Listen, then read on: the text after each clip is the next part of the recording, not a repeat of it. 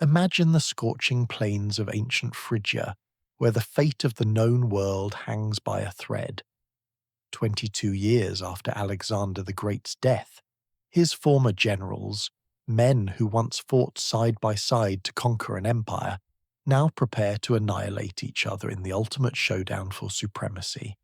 On one side stands an 80-year-old warlord who has never lost a battle, commanding the most powerful army in the Hellenistic world, dreaming of reuniting Alexander's fractured empire under his iron fist. Facing him, a desperate coalition of rivals has assembled one of the largest armies the Hellenistic world had ever seen, bringing with them a secret weapon from the distant lands of India. 400 war elephants, living mountains of muscle and fury. This isn't just another battle between ambitious generals. This is Ipsus, where the dream of empire will die, where a father will fall calling for his son's name, and where the ancient world will be irrevocably transformed in a single, blood-soaked afternoon.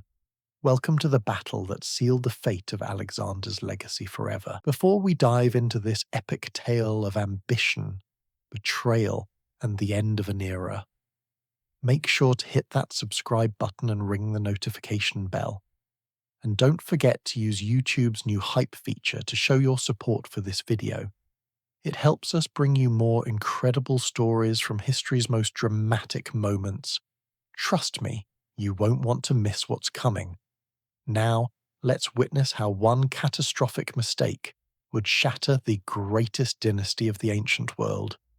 The year was 301 BC, and the Hellenistic world was bleeding. 22 long, brutal years had passed since that fateful day in June 323 BC, when Alexander the Great, the man who had conquered everything from Greece to India, died in a palace in Babylon at the age of just 32. He left behind an empire that stretched across 3 continents, an empire so vast that no single ruler had ever controlled such territory before. But Alexander left behind something else, something far more dangerous than any enemy army. He left behind no clear heir, no succession plan, and a power vacuum that would consume the ancient world in a generation of bloodshed. In that moment of his death, as his closest companions gathered around his deathbed, legend says they asked him, "To whom do you leave your kingdom?" Alexander's response, whether true or apocryphal, would prove prophetic and tragic. He whispered with his dying breath, "To the strongest." Those 3 words unleashed hell on earth. The empire immediately fractured among his generals, the men who had followed him across the known world. The Diadochi, which in Greek means the successors. These were not politicians or administrators. These were hardened warlords, brilliant military commanders who had learned the art of war from the greatest conqueror in history. And now, with their master gone, they turned those skills against each other. The wars of the Diadochi that followed were not simple territorial disputes or border skirmishes. They were apocalyptic struggles for the very soul of Alexander's legacy. A series of shifting alliances, stunning betrayals, and brutal battles that would rage across the entire Mediterranean world for over 40 years. Within months of Alexander's death, the generals had divided his empire among themselves in a temporary arrangement, hoping to maintain some semblance of unity.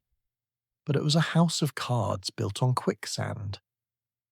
Alexander's mentally disabled half-brother Philip Aridaeus and his infant son Alexander IV were nominally declared co-rulers, but everyone knew they were merely puppets, symbols with no real power. The true authority lay with the generals who controlled the armies. Perdiccas became regent, attempting to hold the center together. Ptolemy seized Egypt, recognizing its strategic and economic value immediately. Antipater took control of Macedonia and Greece. Lysimachus claimed Thrace. Antigonus, already an old man at Alexander's death but a veteran of countless campaigns, held much of Asia Minor, and Seleucus, the youngest of the major players, initially controlled Babylonia before being driven out and forced to rebuild his power from scratch. The peace was an illusion that lasted barely long enough to bury Alexander. By 322 BC, the first of the Diadochi Wars had erupted.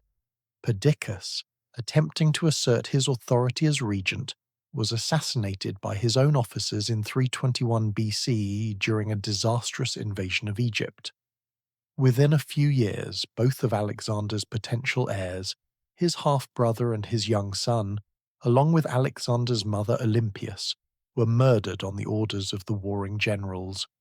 The bloodline of Alexander the Great was extinguished forever, and with it, any pretense that these men were fighting to preserve his empire.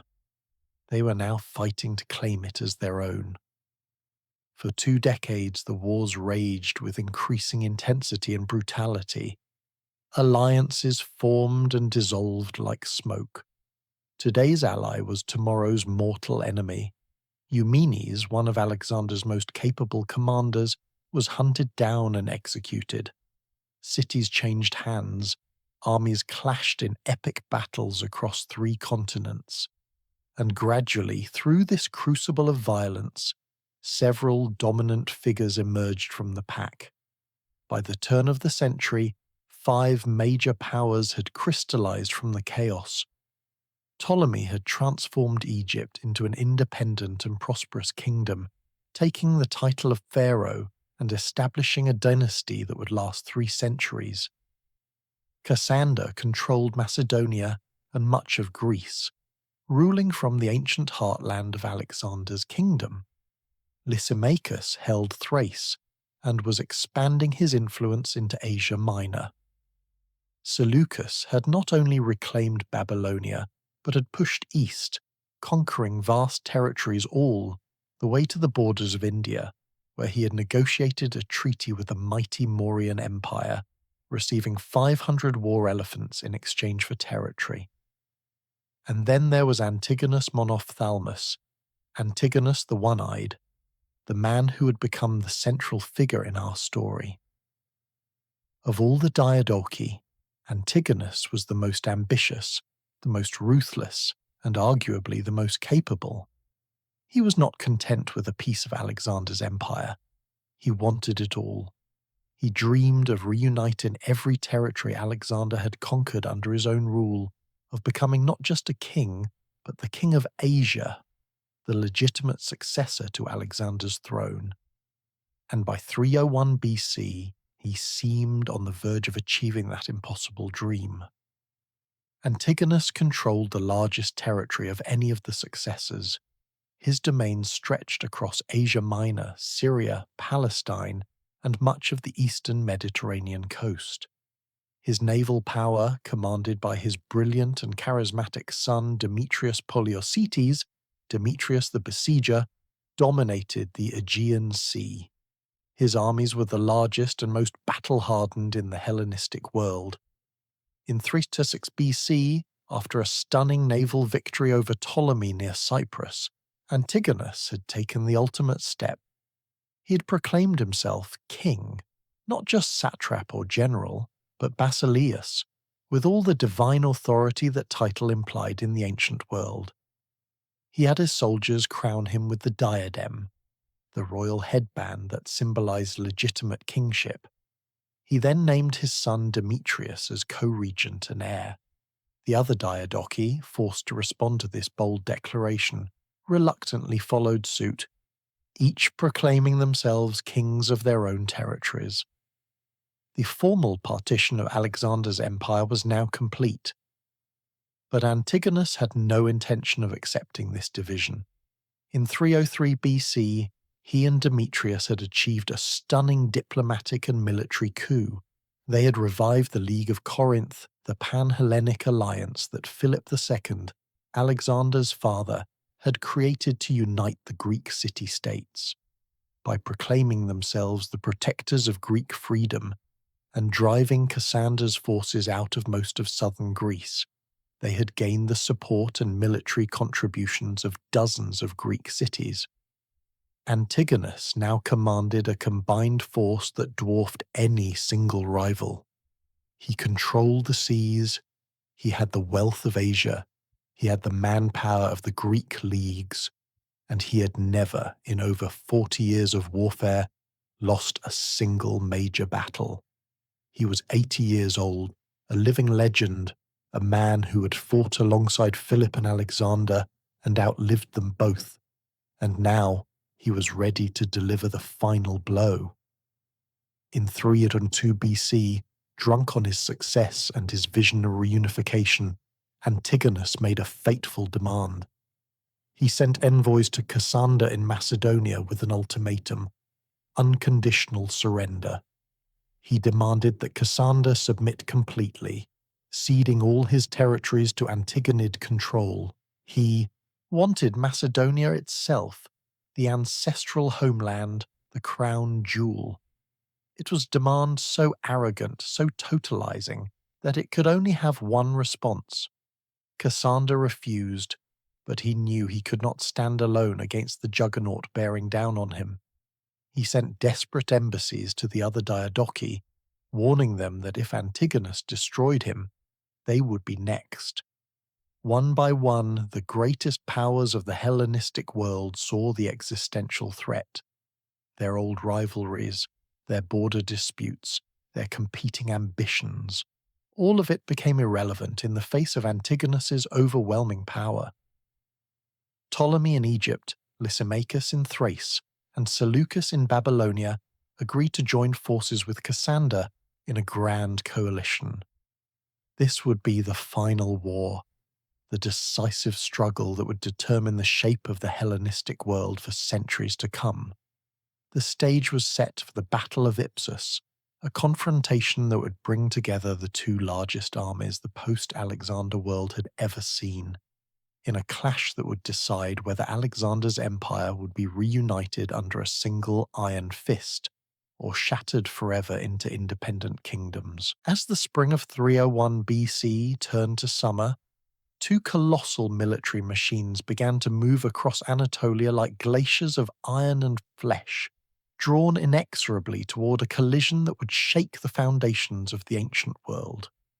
The magnitude of the forces being assembled was staggering, even by the standards of an age that had witnessed Alexander's conquests. These were not mere armies. They were nations in motion, hundreds of thousands of men, followers, and animals, representing every corner of the known world, all converging on a small, unremarkable town in central Phrygia. Antigonus, hearing of the coalition forming against him and understanding that this would be the decisive confrontation of his life, ordered his son Demetrius to abandon his campaigns in Greece and return with all available forces to Asia Minor. He summoned levies from every city and territory under his control. From the mountains of Lycia came hardy infantry. From the coastal cities of Ionia and Diolis came marines and naval personnel who would now fight on land. From Syria and Phoenicia came auxiliary troops and supplies. The concentration of military power was breathtaking.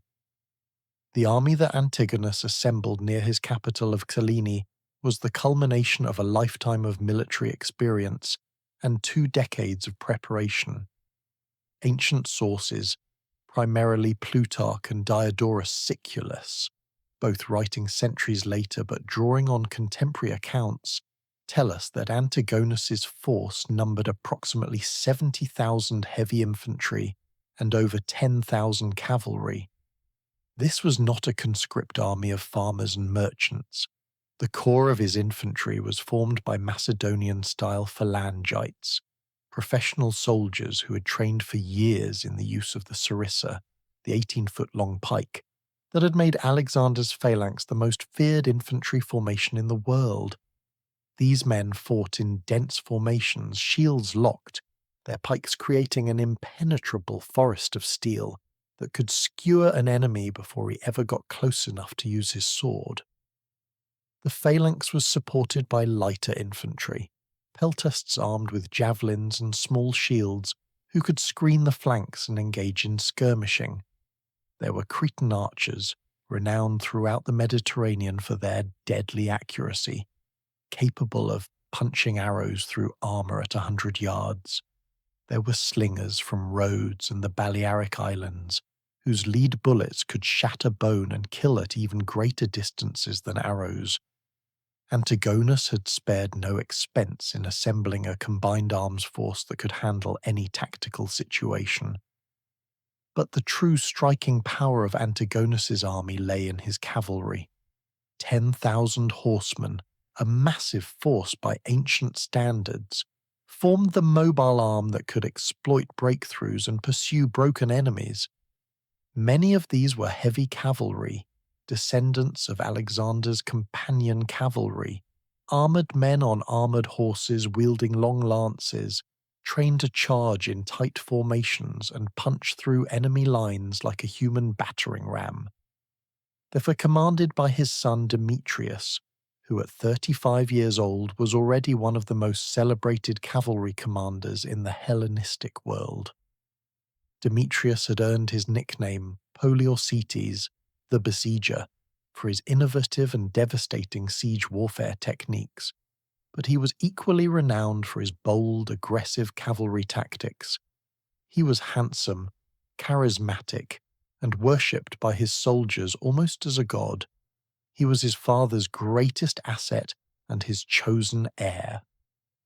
And then there were the elephants. Antigonus had 75 war elephants, massive Indian beasts that stood over 10 feet tall at the shoulder and weighed several tons each. These were not merely pack animals. They were living weapons of terror, the ancient world's equivalent of tanks. Each elephant was equipped with a wooden howdah on its back, a small tower from which archers and javelin throwers could rain death from an elevated mobile platform. The elephants themselves were trained to charge into enemy formations, using their massive bulk to crush men underfoot and their tusks, often fitted with iron spikes to gore and toss soldiers like rag dolls. The psychological impact was immense. Most infantry, even disciplined veterans, would break and run at the sight of a charging elephant. They represented cutting-edge military technology, and Antigonus had used them to devastating effect in previous battles. He believed they would give him a decisive edge. Facing this overwhelming force was the coalition army, and it was, in its own right, an almost equal marvel of military organization. The logistics of coordinating forces from 3 separate kingdoms, armies that had spent years fighting each other, and uniting them under a coherent command structure was a staggering achievement. Seleucus had marched west from Babylonia with his veteran troops, men who had campaigned with him in the harsh deserts and mountains of the Eastern Empire. Lysimachus had brought his Thracian forces south from Asia Minor. Tough, experienced soldiers who had spent years fighting in the rugged terrain of the Balkans. Cassander's contribution was smaller, as much of his army was tied down in Greece, but his political and financial support was crucial to maintaining the coalition.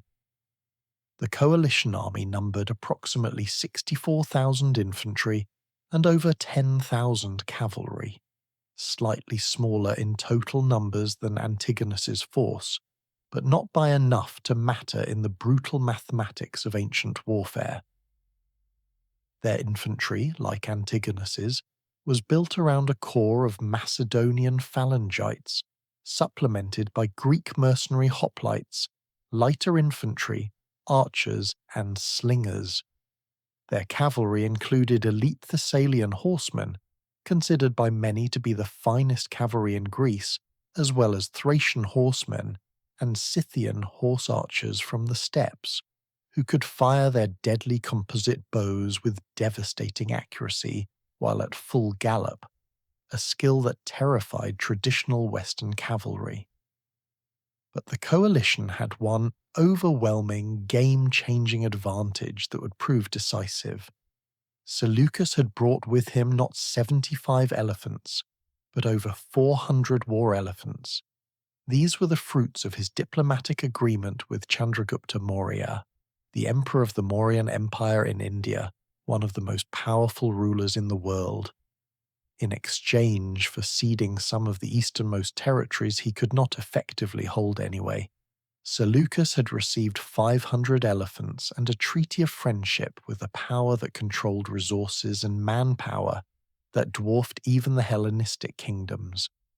Of those 500, he had brought over 400 on the long, arduous march from Babylonia to Phrygia, a logistical achievement that was itself a miracle of ancient organization. These elephants were not just a quantitative advantage, they represented an overwhelming qualitative superiority in what was then the most advanced weapon system in the ancient world. The coalition's elephant corps outnumbered Antigonus's by more than 5-1. As the two armies maneuvered through the highlands of Phrygia in the late summer heat, seeking the perfect ground for the confrontation, scouts from both sides brought back reports of the enemy's strength.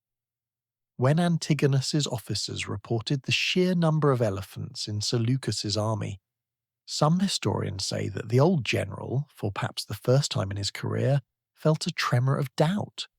He knew what elephants could do. He had used them himself to devastating effect, and now he faced an elephant army that dwarfed his own. But Antigonus was not a man to be paralyzed by fear or doubt. He had survived and thrived for 80 years by trusting in his own tactical genius, his son's brilliance, and the courage of his soldiers. He would not turn back now, not when he was so close to achieving his ultimate dream. The two armies finally came within sight of each other on the plains near the small, unremarkable village of Ipsus, located in central Phrygia, near modern-day Afyonkarahisar in Turkey. The site was chosen more by the convergence of the army's marching routes than by any tactical calculation, but it proved to be grimly appropriate. The terrain was relatively flat and open, a broad plain surrounded by low, rolling hills, perfect for the deployment of massive armies and the maneuvering of cavalry and elephants. It was a stage worthy of the titanic clash that was about to unfold. As the armies began to deploy for battle, the sheer spectacle must have been overwhelming. Imagine standing on one of those low hills, looking down at the plain below. As far as the eye could see, there were men, horses, and elephants, forming into battle lines that stretched for miles across the landscape. The air was filled with the cacophony of military preparation.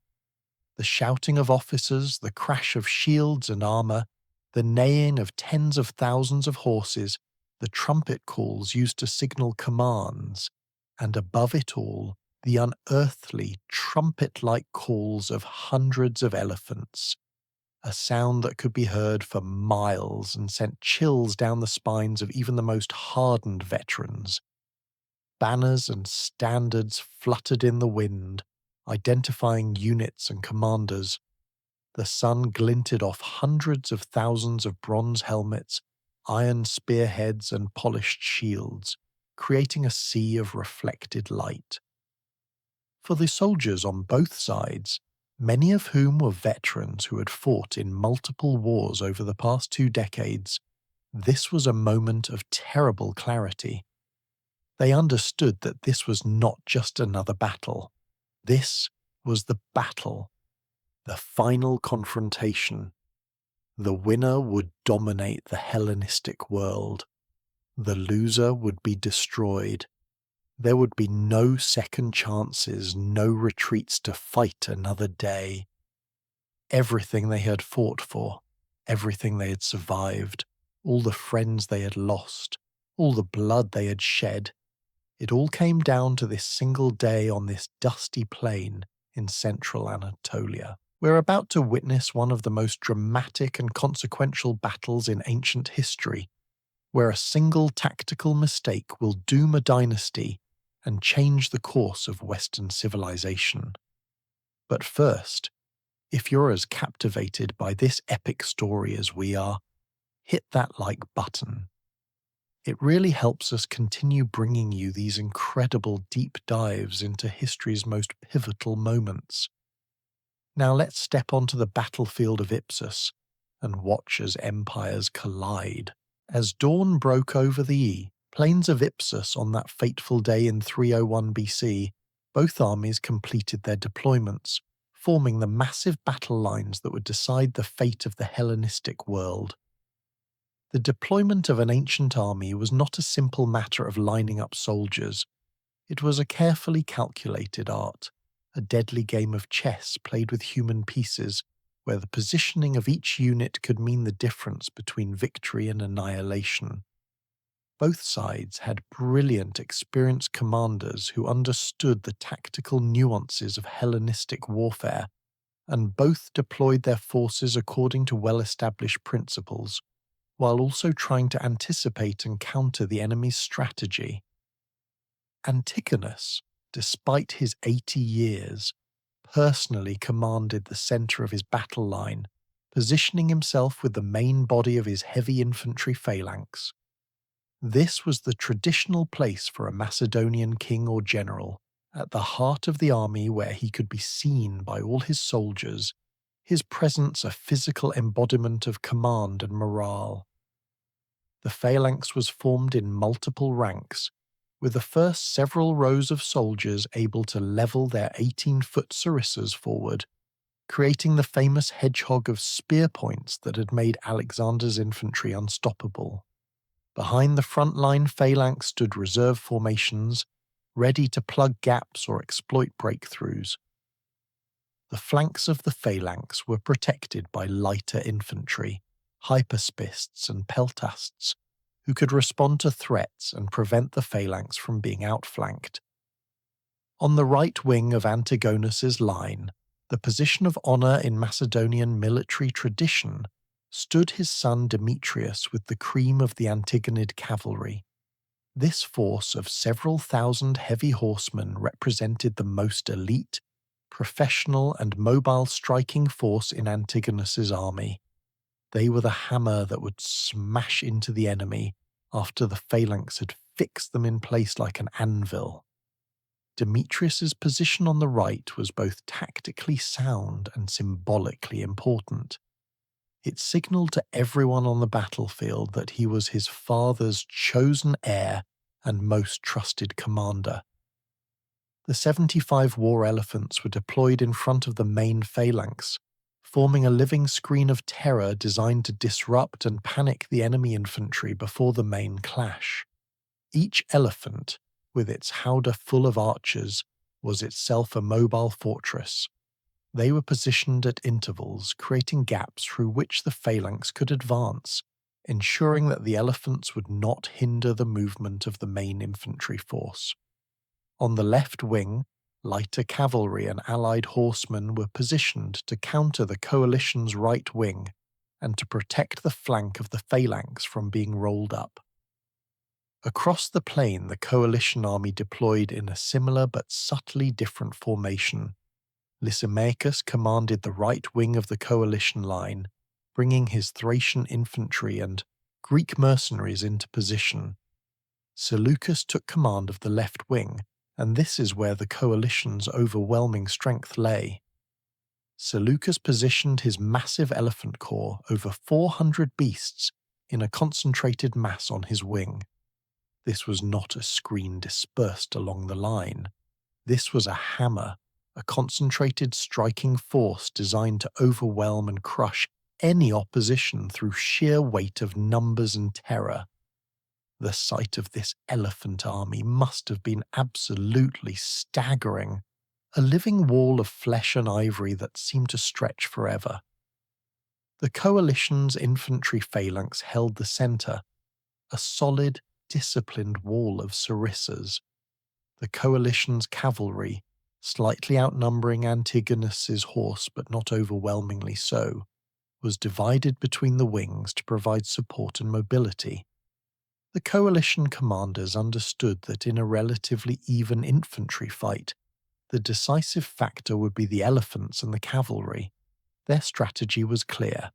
used Seleucus's elephant superiority to dominate one side of the battlefield while holding firm everywhere else. As the morning sun climbed higher, burning away the mist that clung to the low ground, the two armies stood facing each other across perhaps half a mile of open plain. The air was thick with tension.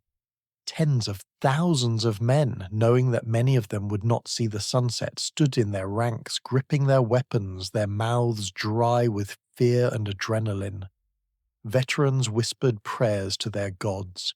Young soldiers tried to control their shaking hands. Officers walked the lines, offering words of encouragement, reminding their men of past victories, invoking the memory of Alexander, calling on them to stand firm and do their duty. Antigonus himself, mounted on his horse despite his advanced age, rode along the front of his army, his officers carrying his banner high so every soldier could see him. He was a living legend, a man who had never known defeat, and his presence was meant to inspire unshakable confidence. His voice, still strong and commanding, carried across the ranks as he delivered a speech whose exact words are lost to history, but whose message was clear. Today, they would win glory. Today, they would reunite Alexander's empire. Today, they would become immortal. On the coalition side, Seleucus and Lysimachus likewise addressed their troops. They reminded them that they were fighting not for one man's ambition, but for their own survival and independence. They warned that if Antigonus won, he would become an unstoppable tyrant who would crush every rival and every free city under his heel.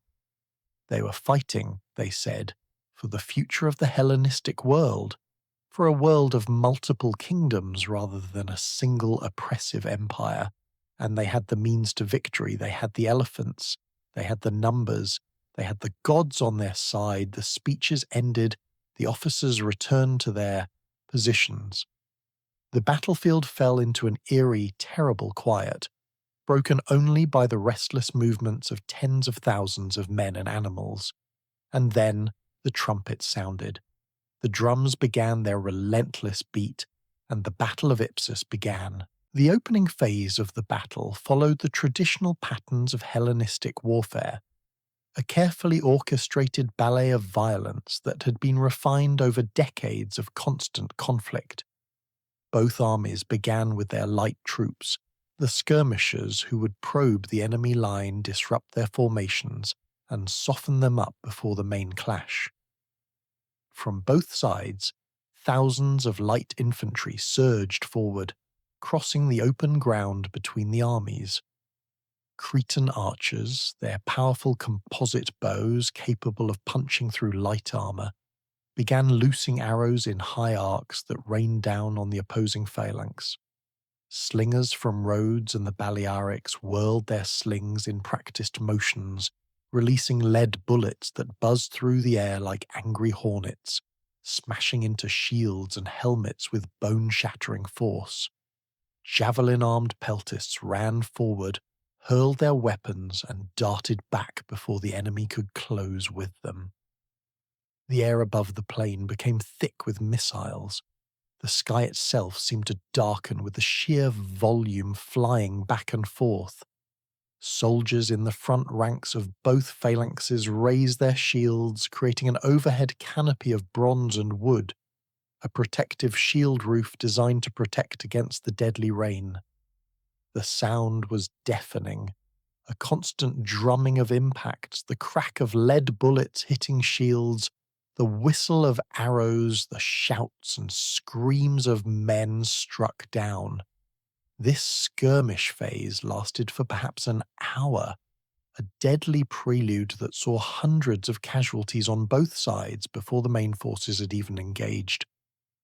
But skirmishers could not decide a battle of this magnitude. Gradually, at the orders of their commanders, the light troops began to filter back through the gaps in their own lines, pulling back to the flanks and rear to await another opportunity to contribute. The stage was now set for the main event. The heavy infantry of both sides, The massed phalanxes that represented the immovable anchors of their armies began to advance toward each other across the corpse-strewn ground. The advance of a Macedonian phalanx was one of the most terrifying spectacles in ancient warfare. Tens of thousands of men, locked shoulder to shoulder in ranks that stretched for miles, their 18-foot sarissas lowered and pointed forward, moved as a single organism.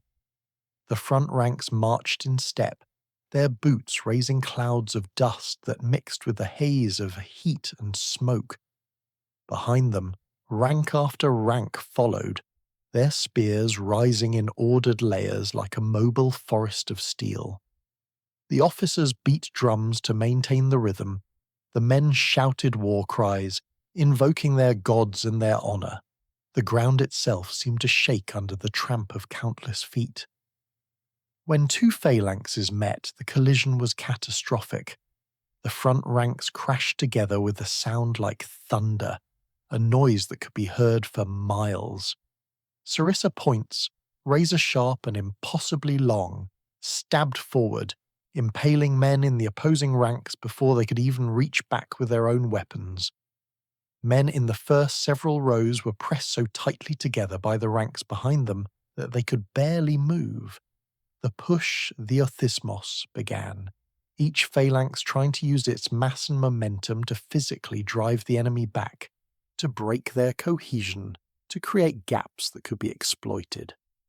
Men died by the hundreds in the first minutes, crushed against each other, trampled underfoot, impaled on the forest of spears. The phalanx clash at Ipsus was brutal and inconclusive. Both armies possessed veteran, disciplined infantry commanded by experienced officers. Neither side had the numerical advantage to simply overwhelm the other through sheer mass. The two phalanxes ground against each other like massive stone wheels, each trying to find a weakness, a crack, a vulnerable point. Men in the rear rank stepped over the bodies of the fallen to fill gaps in the front. The officers screamed encouragement and threats. Soldiers pushed with everything they had, knowing that to give ground was to die.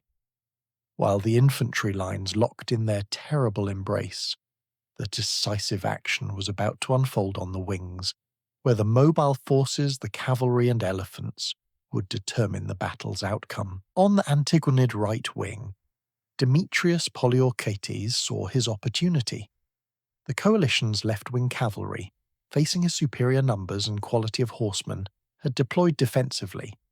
Demetrius, bold and aggressive by nature, a man who had earned his reputation through audacious attacks, saw no reason to wait.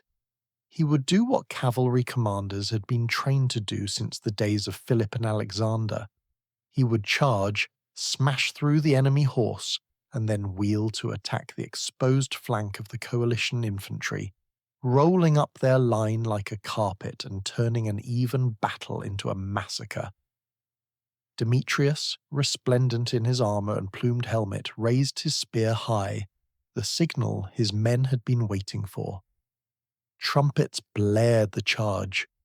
Thousands of heavy cavalrymen, the finest horsemen in the Antigonid army, spurred their mounts forward. The charge of heavy cavalry was the ancient world's ultimate shock weapon. Imagine the sight. Thousands of armored men on armored horses, packed closely together in tight formations, each man gripping a 12-foot lance, thundering across the plain in a wedge formation that had been perfected by Alexander the Great himself. The ground shook under their hooves. Dust rose in towering clouds behind them. The sound of their charge was like an earthquake. The coalition's cavalry on the left, seeing this juggernaut bearing down on them and wisely understanding they could not stand against it, did exactly what Demetrius expected. They broke. They wheeled their horses and fled, streaming away from the main battle line to avoid being crushed in the collision.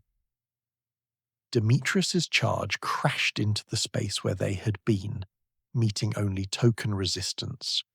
It was a textbook cavalry victory, a brilliant execution of a classic maneuver. The coalition's left wing had been routed. But Demetrius, flush with victory and seeing the fleeing enemy horsemen in front of him, made a decision that would prove catastrophic. Instead of immediately wheeling his cavalry to attack the exposed flank of the coalition infantry, he did what so many cavalry commanders throughout history have done in the heat of battle. Drunk on adrenaline and the thrill of pursuit, he pursued the fleeing enemy cavalry. He wanted to destroy them completely, to turn their retreat into a slaughter that would leave them incapable of reforming. It seemed like the right decision in the moment. Finish the job, eliminate the threat completely. But in doing so, he took his entire cavalry force, the most powerful mobile strike force on the battlefield, further and further away from the main engagement. For minutes that turned into what must have seemed like hours. Demetrius and his thousands of cavalrymen chased the fleeing coalition horsemen across the plains, cutting down stragglers, spreading out as the pursuit stretched over miles of terrain. The exhilaration of victory clouded his tactical judgment. He had won his part of the battle decisively. He would return shortly and help his father mop up the defeated coalition army. But back on the main battlefield, everything was about to change. Seleucus Nicator, one of the most brilliant strategists among the Diadochi, had been watching the battle unfold with the cold calculation of a master chess player. He had seen Demetrius's charge, he had seen the rout of his own left-wing cavalry, and he had seen Demetrius make the fatal mistake of pursuing too far. This was the moment he'd been waiting for. This was the moment when his overwhelming superiority in war elephants would decide the battle. Seleucus gave the order that would change history. He commanded his mahouts, the handlers and drivers of the war elephants, to advance his massive elephant corps forward, not to attack the Antigonid infantry directly, but to create a living wall, a barrier of flesh and fury that would cut off Demetrius's return route to the main battle. Over 400 elephants, these massive beasts, each weighing several tons, began to move forward in a coordinated line. The mahouts, skilled drivers who had trained for years, guided the elephants with practiced commands and prods from their sharp goads, the hooked, tools used to control the animals. The elephants moved in a relatively tight formation, shoulder to shoulder, creating a continuous, impenetrable barrier that stretched across the battlefield. The tactical genius of this move cannot be overstated. Seleucus was not using his elephants as a battering ram to smash into the enemy infantry, which was the traditional role. He was using them as a strategic barrier, a mobile fortress wall that would divide the battlefield and prevent the two halves of the Antigonid army from supporting each other. Ancient cavalry, even the best heavy cavalry in the world, could not and would not charge into a wall of war elephants. The horses would panic and refuse to approach. The elephants could crush them effortlessly. It was an impassable obstacle. When Demetrius finally realized his mistake and began to rally his scattered cavalry, preparing to return to the main battlefield to deliver the decisive blow against the coalition infantry's flank, he saw the elephant wall that now stood between him and his father's army. Ancient sources, particularly Plutarch writing centuries later, describe his shock and horror. He tried to find a way through. He probed the elephant line, looking for gaps, for any weakness he could exploit. But Seleucus had deployed his elephants expertly. There were no gaps. Every attempt to approach was met with trumpeting elephants and panicked horses that refused to advance. Demetrius's entire cavalry force, thousands of men who should have been delivering the killing blow, was now cut off from the battle, rendered completely irrelevant by Seleucus's brilliant tactical innovation. Worse, Demetrius and his cavalry were now vulnerable. With the elephants blocking their return, Seleucus could deploy cavalry and light infantry to harass them from the flanks. Demetrius was forced into a fighting retreat, trying to find a way around the massive elephant barrier while under constant attack. He was no longer participating in the Battle of Ipsus. He had been removed from the board. Back on the main battlefield, Antigonus found himself in an increasingly desperate situation. His infantry phalanx was still holding its own against the coalition's phalanx in the brutal grinding match at the centre, but the battlefield geometry had shifted dramatically against him. With Demetrius's cavalry cut off and unable to return, the coalition now had freedom to maneuver their own cavalry and mobile forces without fear of being attacked from that direction. Seleucus, having neutralized Demetrius, now began to redeploy portions of his elephant force to attack the Antigonid infantry from the flanks. The sight of hundreds of war elephants advancing on their exposed flanks sent waves of panic through the Antigonid phalanx. These men were disciplined veterans, but even the bravest soldier has limits. Elephants were the most feared weapon on any ancient battlefield. The phalangites on the flanks, designed to fight other infantry in a head-on clash, were not equipped or trained to face a charge of war elephants. As the massive beasts drew closer, trumpeting their rage, their mahouts urging them into the attack, men began to break. First individuals, then entire files, then whole units began to stream away from the line, throwing down their weapons and shields in their desperation to escape. Coalition cavalry, seeing the Antigonid flanks beginning to collapse, charged in to exploit the chaos. Thessalian horsemen and Thracian riders, led by Lysimachus's best commanders, crashed into the disintegrating Antigonid flanks. What had been a disciplined formation minutes before was now becoming a disorganized mob. The collapse was spreading inward from the flanks toward the center. Antigonus, in the center of his army, could see what was happening. His worst nightmare was unfolding before his eyes. His son, his heir, the hammer of his army, was cut off and could not return. His flanks were collapsing. His men were beginning to rout. The battle was slipping away, but Antigonus Monophthalmus had not survived 80 years of warfare by giving up. He was a fighter to his core. Ancient sources tell us that his officers and bodyguards begged him to flee, to save himself while there was still time to escape as Demetrius would eventually do. But Antigonus refused. According to Plutarch, even as the situation became hopeless, as enemy cavalry and elephants closed in from multiple directions, Antigonus stood his ground in the center of his army, trying desperately to rally his men.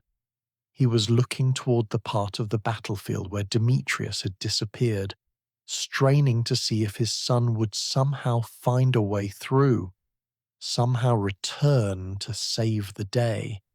Ancient historians, romanticizing the scene but likely capturing an emotional truth, write that Antigonus's last words were a cry for his son. Demetrius will come. Demetrius will save us. But Demetrius could not come. He was miles away, cut off by the wall of elephants, fighting for his own survival. The coalition forces, sensing total victory within their grasp, pressed their attack with renewed fury. Lysimachus's cavalry and infantry pushed forward from the right. Seleucus's elephants and cavalry enveloped the Antigonid center from the left and rear. The Antigonid phalanx, its flanks gone, its command structure disintegrating, tried to form a defensive circle, but it was too late. They were surrounded, outnumbered, and outmaneuvered. In the final chaotic minutes of the battle, as the coalition forces closed in like a vice, Antigonus was struck by a javelin. Some sources say he was hit by multiple projectiles. The 80-year-old king, the man who had never lost a battle, the man who had dreamed of reuniting Alexander's empire, fell from his horse. His bodyguards tried to protect him, forming a desperate shield wall around their fallen king, but they were overwhelmed in seconds. Within moments, Antigonus Monophthalmus, the one-eyed king, was dead, his body trampled into the dust of the Phrygian plain, red with blood. With their king dead and their army surrounded, the remaining Antigonid forces surrendered en masse. The Battle of Ipsus was over. The coalition had won a total crushing victory. Demetrius Poliorcetes, still cut off from the main battlefield by Seleucus's elephant barrier, heard the news of the disaster through fleeing survivors who managed to find their way around the elephant line. His father was dead. His army was destroyed. Everything they had built, everything they had fought for over 2 decades, was gone in a single afternoon. The shock must have been overwhelming. Demetrius had left his father's side just hours before, confident in victory, leading what he thought would be the decisive charge. He had won his battle, and yet they had lost the war. But Demetrius, despite his grief and shock, was a survivor. He still had his cavalry force intact, several thousand veteran horsemen who were loyal to him personally. He still controlled a fleet, the most powerful navy in the Mediterranean. He still held several key cities and fortresses. The cause might be lost, but he was not ready to surrender. Showing remarkable presence of mind given the circumstances, Demetrius organized a fighting retreat, using his cavalry to screen against pursuit and gathering what survivors he could find from the rout. The coalition, despite their overwhelming victory, had suffered significant casualties in the brutal fighting, and their forces were exhausted and disorganized from the battle. They pursued, but not with overwhelming energy. Seleucus and Lysimachus were content to have destroyed their greatest rival. They did not need to destroy Demetrius immediately. The Antigonid Empire, the most powerful state in the Hellenistic world just that morning, had been shattered. That was enough. Demetrius managed to extricate his cavalry force and escape from Phrygia. He retreated westward toward the coast, where his loyal fleet awaited. In the following days and weeks he would consolidate what remained of his father's empire, primarily coastal cities and island strongholds, and begin the long, painful process of rebuilding. But he had lost Asia, he had lost his father, and he had lost any realistic hope of reunifying Alexander's empire. Ancient historians, particularly Plutarch, who wrote a detailed biography of Demetrius centuries later, recount that Demetrius was haunted for the rest of his life by the memory of that fatal pursuit, by the terrible realization that his one tactical mistake, made in the heat of battle and the flush of victory, had cost his father his life and destroyed their dynasty's dreams of empire. He would go on to have a fascinating and tumultuous career, eventually even managing to briefly seize the throne of Macedonia itself years later, but he would never escape the shadow of Ipsus. In the immediate aftermath of the battle, the victorious coalition commanders met on the field stained with blood to divide the spoils of victory.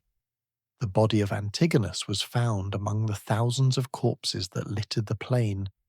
Despite the brutal nature of ancient warfare and the personal animosity that had fueled years of conflict, the coalition leaders, particularly Lysimachus and Seleucus, who had both served alongside Antigonus in Alexander's campaigns decades before, treated his body with respect. He had been a worthy enemy, a brilliant general, and a titan of his age. He was given a funeral with full military honors, a final acknowledgement of a life lived in pursuit of glory and empire. But respect for the dead did not soften the ruthless division of the conquered territories. The coalition, having achieved their primary goal of preventing Antigonus from reuniting Alexander's empire, now set about partitioning the Antigonid domains among themselves. The division was complex and would lead to new conflicts and disputes that would last for years. but the broad outlines were established quickly. Lysimachus of Thrace gained the lion's share of Asia Minor, the wealthy and strategically crucial peninsula that bridged Europe and Asia.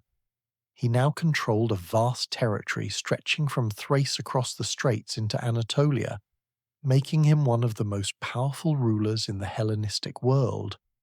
Seleucus, already ruling the eastern territories from Babylonia to India, gained Syria and much of southern Asia Minor, vastly expanding his already massive empire. His domains now stretched from the Mediterranean to the Hindu Kush, encompassing what would become known as the Seleucid Empire, one of the great powers of the Hellenistic age. Cassander retained his control over Macedonia and Greece, having achieved his goal of survival and the elimination of his greatest threat. Ptolemy in Egypt, who had contributed to the coalition but whose direct military participation at Ipsus was limited, consolidated his control over the Levant and Cyprus, securing the borders of his kingdom. The division was not clean or simple. There were immediate disputes over borders, particularly between Seleucus and Ptolemy, regarding control of southern Syria and Palestine, disputes that would lead to a series of wars between their successor kingdoms for the next century. But the fundamental achievement of Ipsus was undeniable. The dream of reuniting Alexander's empire under a single ruler was dead. The Hellenistic world would be a world of multiple competing kingdoms, not a single empire. The consequences of this division shaped the entire trajectory of ancient history. The three great Hellenistic kingdoms that emerged from the wars of the Diadochi, the Ptolemaic kingdom in Egypt, the Seleucid Empire in Asia, and the Antigonid kingdom eventually re-established by Demetrius's descendants in Macedonia, would dominate the Mediterranean world for the next 2.5 centuries. They would be the great powers that interacted with the rising Roman Republic, that preserved and spread Greek culture across the Middle East and Asia, and that shaped the cultural, political, and military landscape until finally being absorbed one by one into the Roman Empire. The Battle of Ipsus stands as one of the most instructive military encounters in ancient history, a textbook example of how battles can be won and lost through a combination of superior strategy, decisive tactics, and critical mistakes. Military historians have studied Ipsus for centuries, drawing lessons that remain relevant even in modern warfare. The most obvious lesson is the danger of the unsupported cavalry pursuit. Demetrius Poliorcetes, despite being one of the most skilled cavalry commanders of his era, committed what would become a classic and oft-repeated error in military history. He won his local tactical engagement so decisively that he was seduced into pursuing the defeated enemy far beyond what was strategically wise. He lost sight of the larger battle, became fixated on completing the destruction of the immediate enemy in front of him, and removed his most powerful force from the decisive point of action. It is a mistake that would be repeated by cavalry commanders throughout history, from Roman generals to medieval knights to modern armored commanders. The lesson is clear. Winning your immediate fight means nothing if you lose the larger battle. Seleucus's use of his elephant superiority demonstrated tactical innovation and strategic thinking of the highest order. Rather than simply using his elephants as a battering ram to smash into the enemy infantry, which was the traditional and expected tactic, he used them as a strategic barrier to divide the battlefield and neutralize the enemy's most dangerous mobile force. He recognized that preventing Demetrius from rejoining the battle was more valuable than using the elephants to inflict direct casualties. It was a masterpiece of indirect approach, using a weapon not for its obvious purpose, but for a creative solution to a specific tactical problem. The battle also illustrated the fundamental importance of combined arms warfare and the need to maintain coordination between different branches of an army. Antigonus's army was, in terms of raw combat power, arguably equal to or even superior to the coalition's forces, but once Demetrius's cavalry was separated from the main body, the Antigonid army lost its ability to function as a coordinated whole. The infantry, no matter how disciplined and well-armed, could not stand alone against elephants and cavalry attacking from multiple directions. Ancient warfare, like all warfare, was about the synergistic combination of different unit types supporting each other. Once that synergy was broken, defeat was inevitable. Finally, Ipsus demonstrated that in warfare, as in life, there are no guaranteed outcomes. Antigonus Monophthalmus had never lost a major battle in over 40 years of warfare. He was a tactical genius, a strategic mastermind, and a leader of uncommon ability.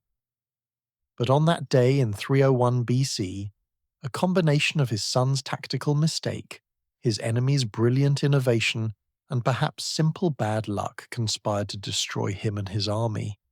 Victory in war is never certain, no matter how experienced the commander or how powerful the army. The Battle of Ipsus represents the definitive end of Alexander the Great's empire and the final death of the dream that drove an entire generation of his successors. For 22 brutal years, the Diadochi had fought over the fragments of Alexander's conquests, each believing that they could be the one to reunite what had been torn apart, to become the new Alexander, to rule the known world from a single throne. Antigonus Monophthalmus came closer to achieving that dream than any other successor. He had the vision, the ambition, the military genius, and the resources. And yet, on the plains of Ipsus in a single afternoon, that dream died forever, struck down by a javelin on a dusty battlefield in central Anatolia. The consequences of Ipsus echoed through centuries of history. The Hellenistic world that emerged from the battle, a world of multiple competing kingdoms rather than a single empire, would be the world that interacted with the rising power of Rome. It would be the world that preserved and spread Greek culture, philosophy, science, and art across the Middle East and Asia, creating the rich cultural synthesis that we call Hellenistic civilization. The great cities founded in the wake of Alexander's conquests, Alexandria in Egypt, Antioch in Syria, Seleucia in Mesopotamia, would become centers of learning and commerce precisely because they existed in a multipolar world where different kingdoms competed and traded with each other, rather than being absorbed into a single monolithic empire. The battle also offers us a deeply human story of ambition, loyalty, and tragedy. Antigonus Monophthalmus, fighting at 80 years old, refusing to flee even when defeat was certain, dying while calling for his absent son. Demetrius Poliorcetes, making a single tactical error in the heat of battle, an error that cost him his father and his empire, and living with that guilt for the rest of his tumultuous life. These were not distant mythological figures. They were real men, brilliant and flawed, ambitious and human, who shaped the course of history through their decisions and their mistakes. The Battle of Ipsus reminds us that history is not an inevitable progression, but a series of contingent moments where individual decisions and chance events can change the trajectory of civilizations. If Demetrius had not pursued too far, if Seleucus had not deployed his elephants so brilliantly, if Antigonus had chosen to retreat rather than stand his ground, the entire history of the Hellenistic world, and by extension Western civilization, might have unfolded completely differently. We might be telling the story of the Antigonid Empire that ruled from Greece to India for centuries, rather than the story of multiple kingdoms that eventually fell to Rome. But history is written by what actually happened, not by what might have been. And what happened at Ipsus was the death of one dream and the birth of a new world order that would last for 3 centuries. The age of Alexander was truly over. The age of the Hellenistic kingdoms had begun, and it all came down to one battle, one tactical mistake, and 400 war elephants on a hot summer day in 301 BC. If you found this deep dive into one of history's most consequential battles as fascinating as we did, make sure you're subscribed to our channel and hit that notification bell so you never miss our next epic story. Use the hype feature to show your support and help others discover this incredible tale. Drop a comment below and let us know what battle or historical event you'd like us to cover next. There are so many incredible stories from the ancient world still waiting to be told, and we want to bring them to you. Thanks for joining us on this journey through history, and we'll see you in the next video.